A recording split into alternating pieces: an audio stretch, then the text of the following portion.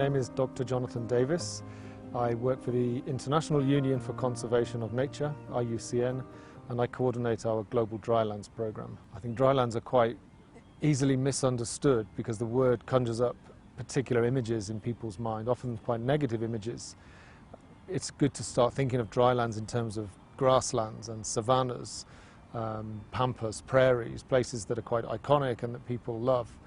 Drylands encompass all of that. They start from the, not to get too technical, but the dry subhumid areas. Often they're quite forested areas. And they go right through to the extreme drylands, the deserts, of course, that everybody's familiar with. They cover about 40% of the earth, a little bit more, 40% of the land surface. They're home to more than 2 billion people. And they're places of enormous value. The term dryland might conjure up relative, wastelands is a legal terminology for the drylands, but actually they're places of huge amount of biodiversity, a lot of economic potential, but also places of a great threat. About a third of drylands are degraded. A third of the biodiversity hotspot area is in the drylands. So those are areas that are both rich in species, but also highly threatened. Drylands cover, they're found on all continents, and of course in Europe or in the Americas, what's affecting drylands is very different from what's affecting the drylands in Central Asia or in sub-Saharan Africa. A common trend, let's say, a disproportionate number of the world's poor live in the drylands, and there's a disproportionate amount of the drylands in the world's developing countries. And so a lot of the normal challenges of development are very pronounced in the drylands. Population growth is very high. Because the drylands have been neglected for decades in basic public investment, levels of education are behind. They're lower than national averages. All of the factors that lead to rapid population growth, high levels of poverty. There's a very high dependence on natural resources, and so when those places are affected by crises such as drought or conflict, people just exploit the natural resources that are there, which are their normal coping mechanisms, but more and more people putting more and more pressure on those resources. I think we have to be a little cautious, not to blame the poor for the damage to the drylands. And actually, if you look at degradation in the drylands, it often accelerates in parallel with economic development.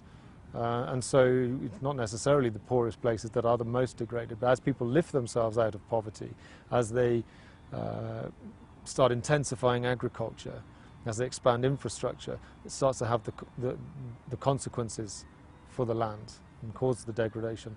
So yes, what we need is sustainable development models. What's talked about these days is sustainable land management. So that's a whole portfolio of land management approaches, generally agricultural approaches. So agroforestry, conservation agriculture, low tillage of the soil, maintaining the vegetation cover, farming perennial crops, maintaining soil organic carbon. There's a whole suite of approaches that can offer better development options, both providing more food, so allowing those really fundamental needs to be met, but also protecting the nature on which food production ultimately depends.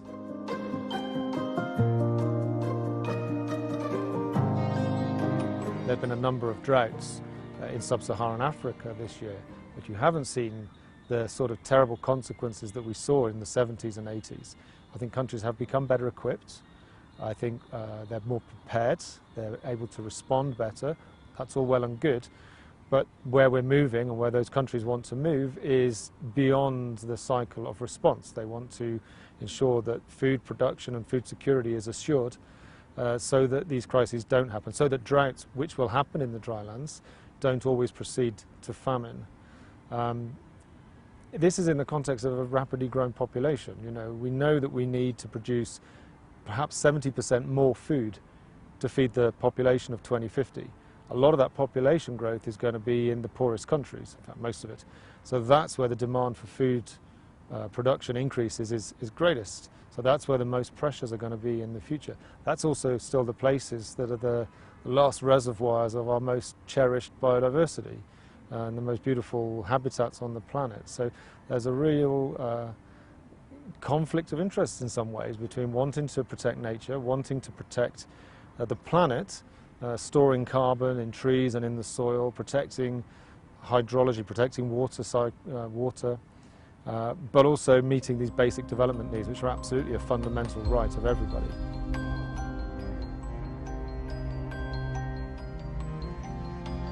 I think it's important not to be pessimistic. When I say there's a conflict of interests between these environmental concerns and economic concerns, they don't have to be traded off. I think there's a genuine win-win. If you manage ecosystems more intelligently, you can protect the multiple services that they provide.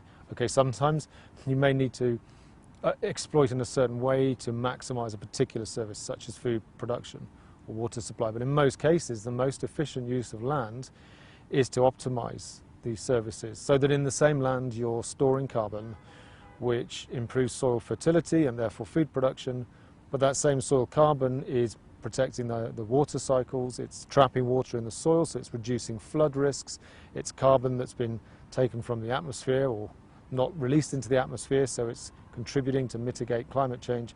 We need to think of land in that more sophisticated sense, as something that provides this array of services. At the global level, I think that's where the leadership is coming from, and where there's more exchange of experiences, there's more recognition of the global benefits of managing land more intelligently, and the responsibility, therefore, that one country has for its impact on other countries, as simple as that. I think an issue that's very current in the discussions, for example, at the UNCCD, the Convention to Combat Desertification right now, is this issue of drought and sand and dust storms. And I'll talk more about drought, but the two have quite related factors in terms of causes and consequences, particularly causes. You know, both occur as the result of land degradation. When you remove your vegetation, when you degrade soils, you're more likely to get dust particles in the air and get these massive dust storms. But also when you lose the vegetation, you reduce the capacity of the land to hold water, so that when it rains, you have the surface water, or the water rushing off on the surface. You get a lot of runoff, so you get flash floods. And then in the same place 6 months later you have a drought because there's nothing left behind. If you destroy all the biodiversity in the soil, all of that soil, that rich carbon in the soil, you can reduce the storage of water by 90%. And it becomes totally unproductive. You end up destroying the whole ecosystem, and then you end up with problems of food insecurity, water insecurity, and this cycle of drought and flood.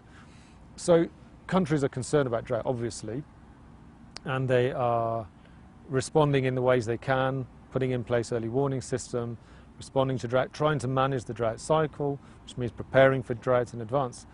But there's a really important element which isn't getting enough attention yet, which is that a significant part of the drought is man-made.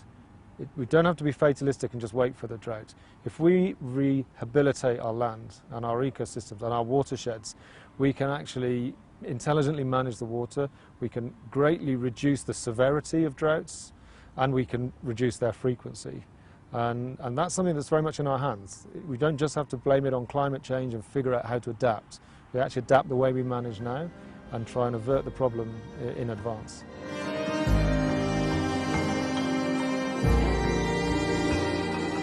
First of all, droughts, there are many definitions of droughts. In dry lands, they're places of incredible uncertainty, meaning if you have an average rainfall of 300 millimetres, the normal range is from about 100 to 500 millimetres. That's normal. So if you get 100 millimetres, 1/3 of the average, that's not even remarkable. Now that can be, if you were to put that in a typical humid land context, all farmers would be out of business overnight if they got 1/3 of the normal rainfall. Dryland farmers, dryland people, livestock keepers are fully adapted to that. The unusual features of their production systems and their livelihoods and their cultures are a direct response to those normal conditions. Of course, there are extreme events. There is a real drought that happens once every few years when it goes beyond those normal bounds and people struggle to cope. Often, though, what is at the root of the problem is that they've lost some of their adaptations. They've been, for whatever reason, they've adopted new approaches that might give them more food in an average year, but give them nothing in a bad year. And then that bad year, they're out of business. Instead of the old tried and tested methods that gave them a guaranteed minimum so they could survive even the worst years. So in the name of modernization, people have often lost their ability to handle risk, to manage risk. There's an element of that in famine.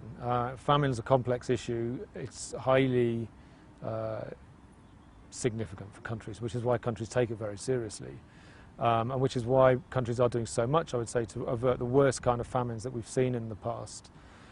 But again, you know, there is an element in there where when land is degraded, food production goes down.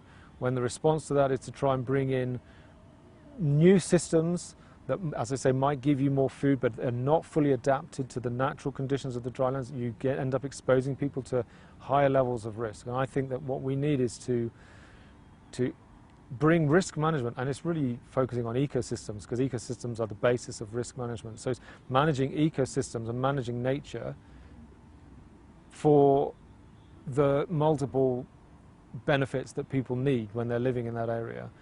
Not only focusing on one thing like production of food, so not only leaving it to the ministries of agriculture or the agricultural development agencies, but looking at land in this more complete sense and treating it as this source of multiple benefits, and then trying to optimize the delivery of all those benefits as a risk management tool.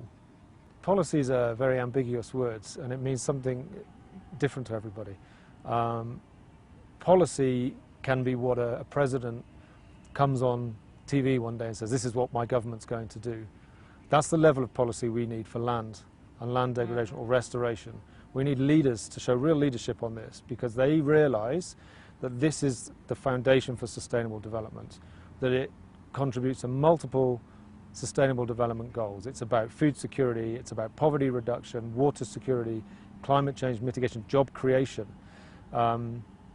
So that's what I want to see coming out of this. It might not come immediately out of this negotiation, but that's where we're moving, elevating land degradation in the political discourse until it becomes a matter of absolute national urgency, and then it gets the leadership that it needs.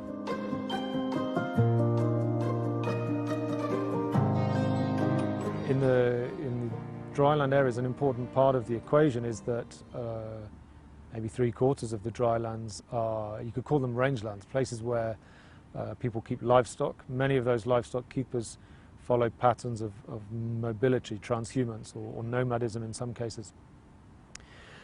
Those systems are under a lot of pressure to change for different reasons, even in some cases internal pressure from nomadic communities who want to enjoy the benefits of development that often are associated with being more settled.